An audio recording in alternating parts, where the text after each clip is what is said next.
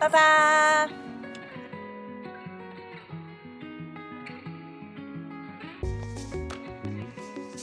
Hi, my name is Marisol and I am a teaching artist at the new Victory. Today, we are going to make a little piece of interactive art inspired by a local landmark. And our hope is that somebody will find it and play along. Let me show you the tools we're going to use today. All right, so here's what we need to make our little piece of art out in the world. Most importantly, we've got our story outline. It's called A Local Landmark Story, and it goes once upon a time, and every day, until one day, and because of this, and because of that, until finally, and ever since that day.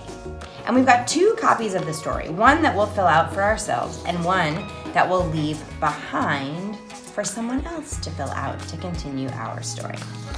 So we've got our story outline. We've got an envelope. I use one of these nifty airmail envelopes to put our story inside of when we get to our landmark.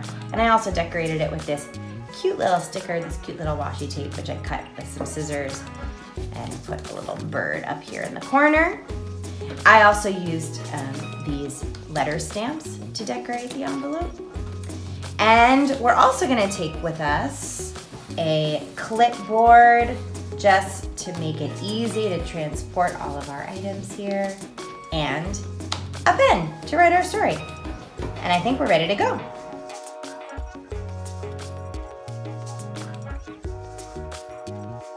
All right, so we have found one of my favorite landmarks in my neighborhood. A landmark can be something big, like a big statue or a historical building, or just a place that's important to you as a neighbor and a member of your community.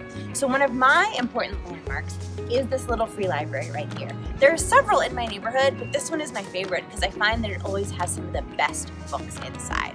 So today, we are gonna write a story inspired by this landmark and leave it behind for someone else to read. Let's think about what we'd like to create today. I've got it!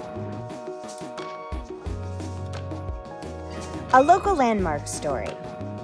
Once upon a time, there was a little robin who loved to read. And every day she sat in the big oak tree next to the library and waited for a new book to arrive. Until one day she noticed that a young woman had placed an intriguing envelope inside the library. It said, "Open me," so the robin did. And because of this, the robin began imagining her own fantastical tales. And because of that, she began to write stories and small books of her own, placing them inside the library for her neighbors to enjoy. Until finally, a squirrel neighbor and a hawk neighbor decided to leave behind their stories too. And ever since that day, the little free library on the corner of 45th and Chester has been full of unique stories written by a host of beloved woodland neighbors of West Philadelphia.